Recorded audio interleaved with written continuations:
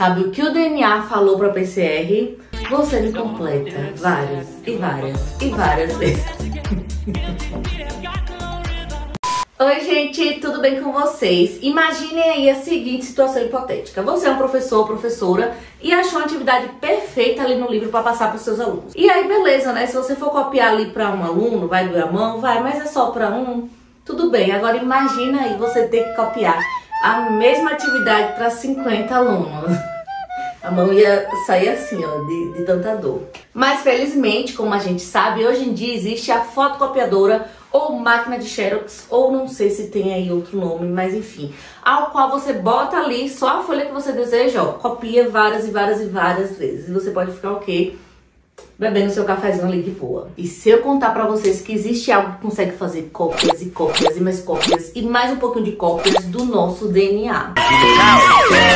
Ai, Thaís, mas se for tirar uma Xerox, eu preciso copiar o livro todo? Não, meus amigos. Você pode copiar apenas o capítulo, apenas uma folha, apenas a questão. E saindo aqui um pouquinho de livros e entrando para a área da genética, é a mesma coisa. Você não precisa copiar o DNA todo. Você pode copiar ali um gene ou um pedacinho específico, né? Porque o DNA é muito grande, né, minha gente? Ainda não existe essa enzima que ia conseguir aí fazer a cópia do DNA todo. Haja trabalho.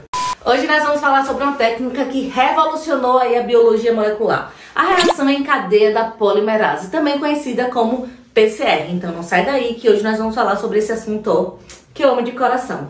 Meu nome é Thaís Magalhães e mais uma vez sejam sempre muito bem-vindos para mais um vídeo aqui neste canal.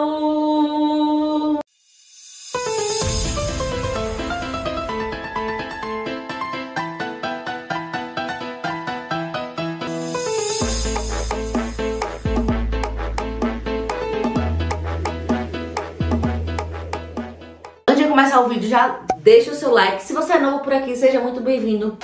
Prazer, se inscreve aqui embaixo. E não esquece de ativar o sininho para receber notificação sempre que tiver vídeo novo por aqui. E também me segue lá no Instagram. Eu sempre esqueço de falar isso, mas é importante. A PCR é uma técnica fundamental utilizada ali na biologia molecular. Por meio dela, os cientistas conseguem amplificar ali pequenos pedaços do DNA, fazendo com que a gente consiga estudar melhor essa molécula. E minha gente, deixa eu contar pra vocês, com o advento dessa técnica, os cientistas, a ciência, foi assim, ó, a loucura. Realmente foi algo que revolucionou aí a história da ciência. Antigamente, os cientistas, para fazer uma duplicação ali, tinham que fazer clonagem, pegar uma bactéria, cultivar, demorar dias e dias e dias. E aí a PCR chegou e falou assim, ó, eu faço em horas.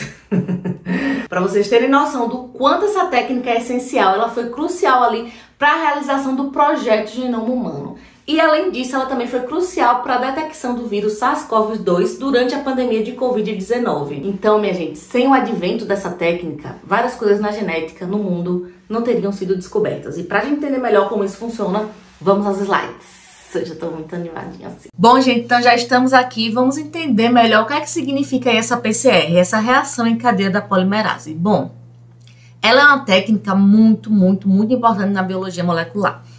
É meio errado falar assim que ela é a mais importante, mas assim, se fosse me perguntar qual era a mais importante, seria ela, porque outras técnicas precisam ali passar por ela. Então tem ela como base. E foi a partir dela que surgiram várias e várias outras técnicas. Ela consiste ali na amplificação de fragmentos do DNA, ou seja, a gente vai conseguir fazer cópias do DNA, mas de maneira in vitro. Então a gente vai sair ali do corpo e vai passar a fazer ali num tubo de ensaio pequenininho. Então, por meio dessa técnica, a gente consegue fazer a replicação do DNA in vitro. Vocês lembram lá da aula de replicação do DNA? Pois é, minha gente, vai ser a mesma coisa, só que aqui vai ser num tubo de ensaio. A gente é que vai, ó, tá ali adicionando os reagentes. Então, de uma maneira geral, o lado bom dessa técnica é que ela consegue fazer cópias e cópias e cópias e cópias e mais cópias ali de um pequeno pedacinho de DNA, de um pequeno fragmento. Então, a gente consegue fazer estudos de casos assim, ai, deixa um pouquinho de sangue ali, a gente consegue ali fazer com que aquele DNA se duplique, triplique, quadriplique, e eu não sei mais continuar isso,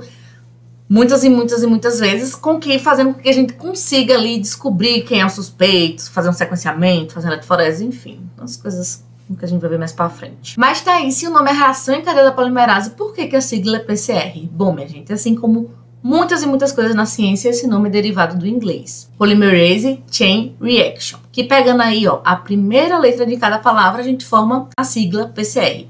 Mas tá, quem foi que inventou essa PCR? Onde foi que surgiu aí essa técnica? Bom, minha gente, o desenvolvedor dessa técnica aí fenomenal foi Carl Mullis, que desenvolveu lá em 1983. E contando aqui um leve spoiler para vocês, 10 anos depois ele ganhou lá o prêmio Nobel por causa dessa técnica maravilhosa. Como foi que ele fez? Ele estava lá um dia viajando na estrada de carro e tendo pensamentos que pessoas normais têm, né? Tipo, ai, como será que eu poderia duplicar o DNA in vitro? Como será que eu poderia fazer várias e várias cópias do DNA? Nada fora do comum, né? Bom, como a gente vai ver lá pra frente, para fazer essa técnica é necessário ali altas temperaturas. E aí o que é que ele fazia? Ele utilizava lá uma TAC polimerase que era extraída da Escherichia coli, que é uma bactéria ali que vive em torno de 27, 37 graus. Estou sabendo legal microbiologia, mas enfim. Então essa enzima dessa bactéria não suportava ali as altas temperaturas que o DNA tinha que ser submetido ali para desnaturar, né? Que é no caso para separar uma fita da outra fita. Então, ele tinha que toda hora que fazia PCR estar lá, botando mais e mais e mais e mais essa enzima, o que era muito caro, inviável, assim, não inviável porque ele fazia. Mas assim, era muito caro porque a enzima se degradava logo e acabava sendo uma técnica meio que ineficiente, porque toda hora tinha que estar botando lá. E isso deixava a técnica muito, muito, muito cara. Mas assim, dava pra fazer, né? Nesses perrengues mais dava. A pessoa não podia deixar ali a máquina rodando e tomar um cafezinho, por exemplo, não. Porque toda hora tinha que botar mais polimerase, mais polimerase, mais polimerase. Não perda de tempo. Pra quem não lembra aqui, tá? Da aula de duplicação DNA polimerase é a enzima ali que vai fazer com que uma nova fita de DNA surja, uma nova molécula de DNA. Então, minha gente, o pobre do Muller já tava ali com o braço cansado de tanto pipetar, toda hora tendo que botar a polimerase. E foi quando dois microbiologistas chamados de Brock e Freeze estavam ali viajando e viram as fontes termais. Sabe quando você olha uma coisa e você começa a brisar? Tipo assim, ai, por que a madeira da minha casa incha e a madeira do barco não incha se ele fica na água? Pois é, né? Os pensamentos que eu tenho. Verniz de barco a resposta, mas isso não tem nada a ver com o vídeo.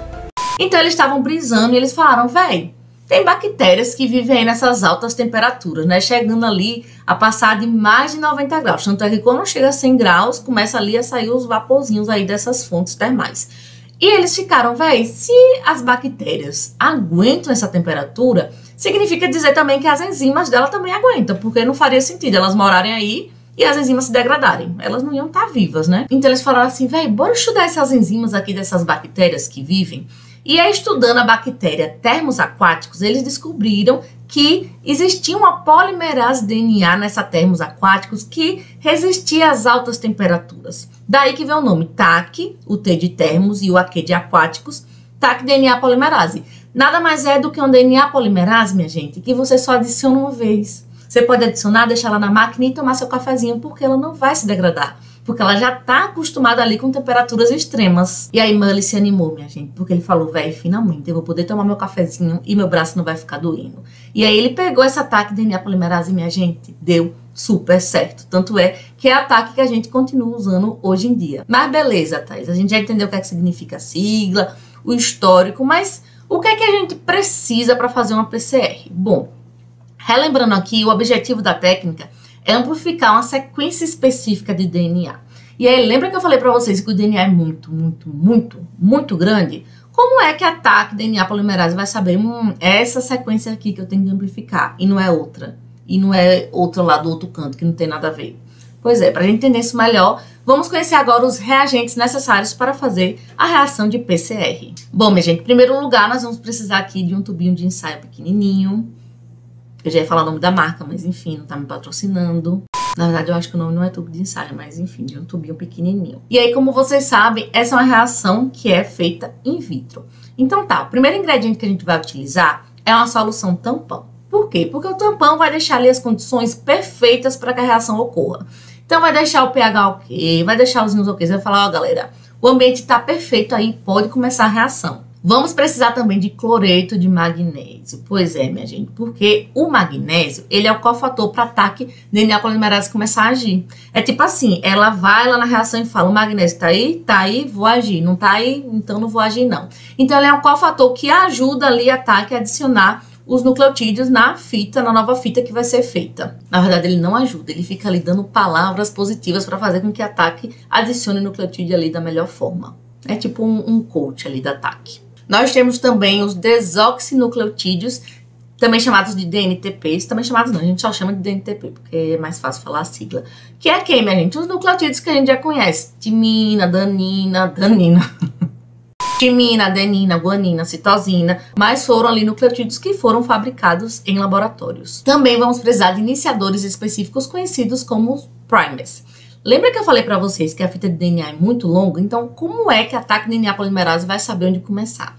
A resposta é simples, por causa dos primers. Então, os primers, eles vão delimitar, como a gente vai ver mais para frente, a fita de DNA falando, tá, aqui, ó, é esse pedacinho aqui, ó, que a pessoa quer amplificar. Foca nesse pedacinho. Além do que, não sei se vocês vão lembrar lá da aula de duplicação, a ATAC é uma enzima, minha gente, que ela não consegue começar nada sozinha. Então, tem que ter ali um iniciozinho, né, que no caso lá da duplicação eram primers de RNA, que a gente vai ver que é de DNA, fazendo ali com que ela complete ali a fita dupla do DNA. Então, os primers vão delimitar a sequência que a ATAC tem que copiar e vão falar, olha, começa, tô aqui, tô segurando sua mão, só vai. Tô aqui com você. Vamos precisar dela, a estrelinha, né, ATAC DNA polimerase, que vai funcionar aí com uma enzima, vai funcionar não, ela é a enzima, que é a enzima que vai adicionar ali os nucleotídeos livres da reação para formar várias cópias ali da sequência que a gente quis ali do nosso DNA. E também vamos precisar do DNA molde, né, minha gente? Porque assim, a gente vai duplicar o quê? Tem que ter um DNA. Então, vamos supor, extrai um DNA ali de uma bactéria e eu quero ver se ela tem um gene aí para me causar doença. Então, a gente vai fazer a PCR, vai extrair o DNA dela, vai usar como DNA molde e vai fazer a PCR ali, só amplificando ali aquela regiãozinha para ver se ela tem determinado gene. E sempre que eu vejo o povo falar de PCR, eu vejo que a galera esquece de um gradiente. A galera esquece de um ingrediente que é muito importante. A água, minha gente, porque a água vai fazer, ó, com que tudo ocorra, vai deixar ali tudo diluído, né, na concentração correta que a gente tem que utilizar, que a gente faz umas continhas para isso. E ela vai fazer com que a reação ocorra, porque tem que ocorrer ali no meio líquido, né? No meio aquoso, aquoso é mais bonito de falar. Então, a gente também precisa de água. Então, esses agentes vão trabalhar ali juntos, como uma equipe de super-heróis, para fazer ali com que a sequência que a gente quer ali, por exemplo, um gene do DNA, se duplique várias vezes e a gente consiga analisar. Mas tá, peguei esses ingredientes e coloquei aqui no tubo. Bom, depois de juntar os nossos reagentes para nossa PCR, a gente vai colocar num aparelho conhecido como termociclador. Então, como o próprio nome já diz, ele vai submeter aí esses reagentes a diferentes ciclos de temperaturas. Mas por que, Thaís? Porque a PCR é dividida em 3 fases. Nós temos a desnaturação, o anelamento e a extensão. E para a gente entender essas fases melhor, vamos aqui olhar como é que funcionam as coisas dentro do termociclador. Bom, minha gente, a gente tem uma molécula de DNA, né? E a gente já botou ali desnaturação para acontecer em torno de 93 a 95 graus Celsius. Então, minha gente, tá muito calor, tá muito quente. A molécula de DNA fala, não, minha filha, vai para um canto ali que eu vou pro outro, porque não tá dando não. Sabe quando tá calor, você tá pegando suado, a pessoa vem lhe abraçar e você fala, não, agora não. A molécula de DNA, ela é unida, as duas fitas, por ligações chamadas de ponte de hidrogênio. Então, são ligações que não são tão fortes. Então, quando você aumenta ali a temperatura, elas se rompem. Mas as outras ligações ali, ó, da própria fita não se rompem não, tá? São ligações mais fortes, são ligações ali covalentes. Mas essas pontes de hidrogênio são rompidas e as fitas fazem o quê? Se separam.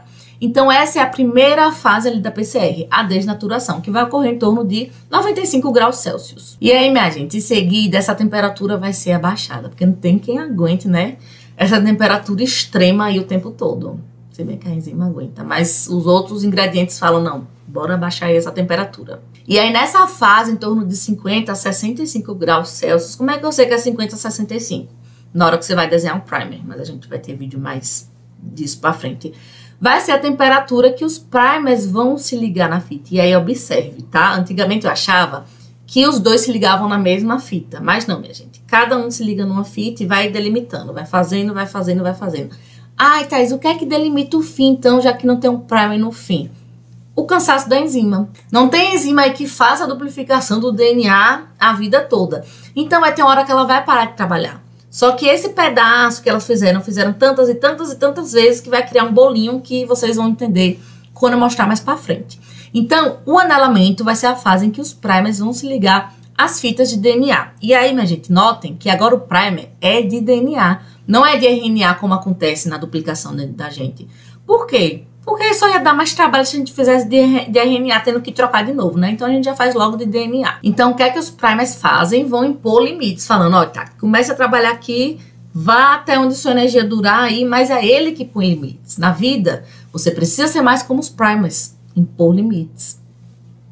Olha aí que filosófico. E aí, minha gente, o primer que se liga à fita Sense é chamada de forward, que é a fita 5 linha, 3 linha. Já o primer que se liga à fita anti-sense é chamado de reverse. A galera aí do TikTok que adoram fazer um reverse aí, né?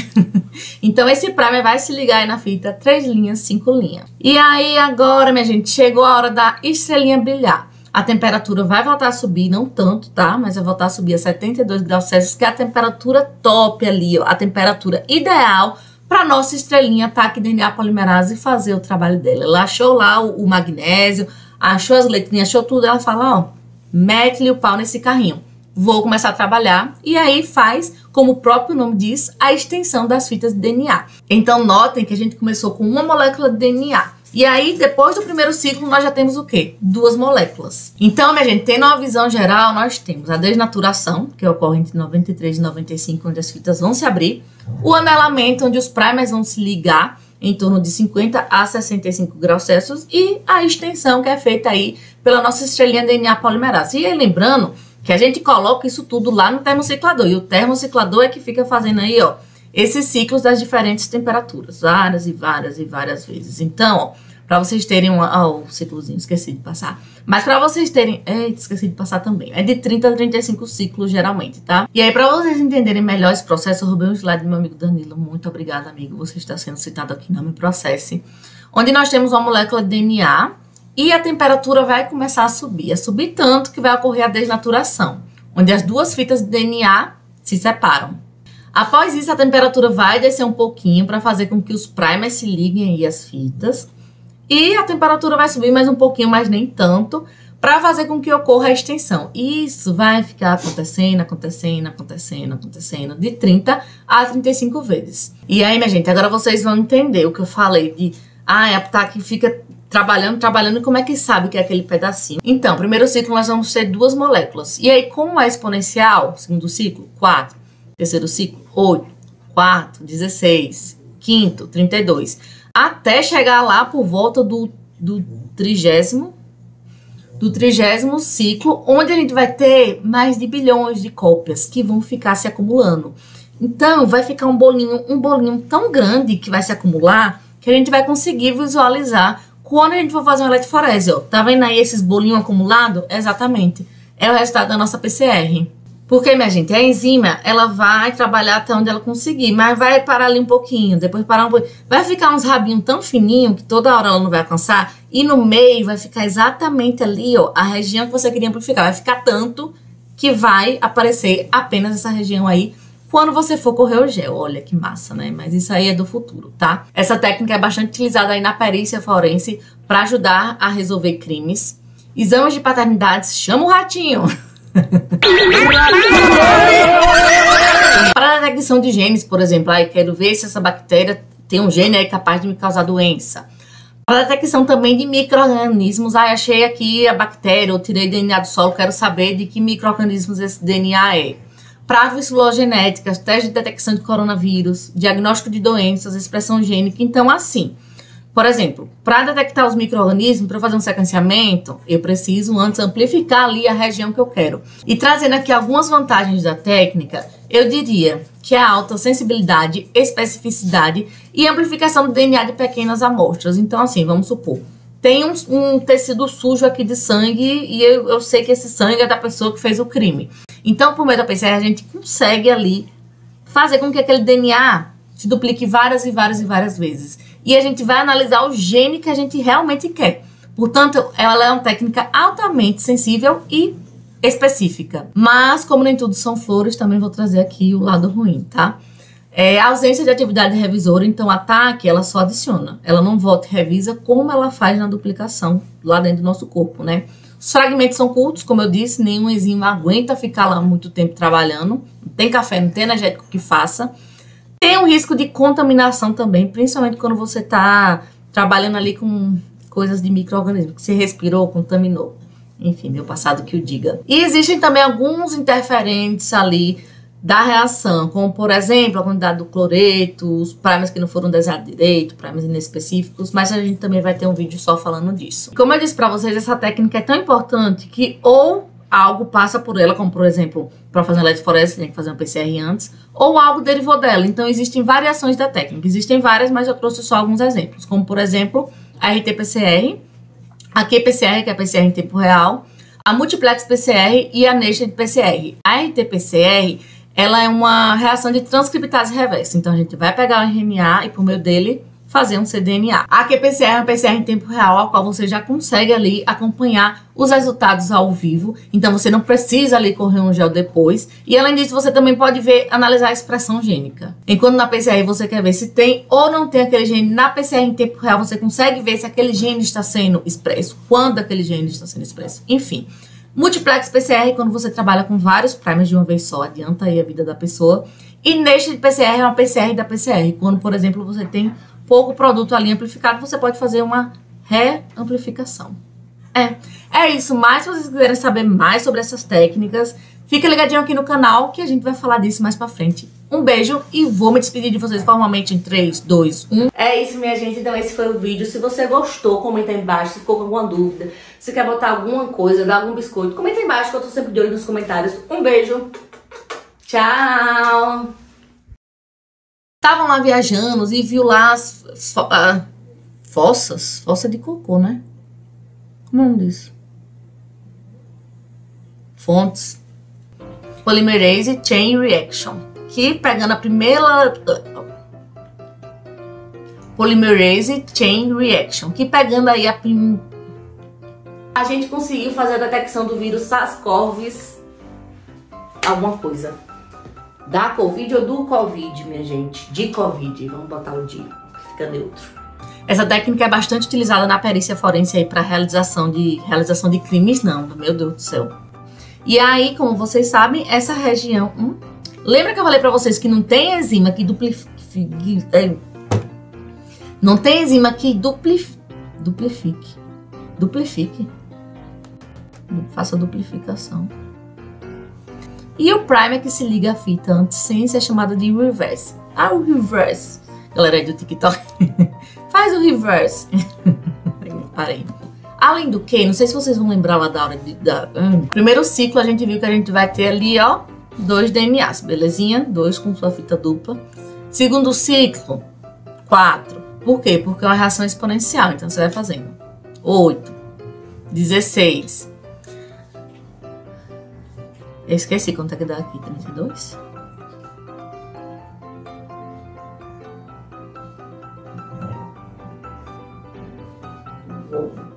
Meu Deus, eu contei tudo errado.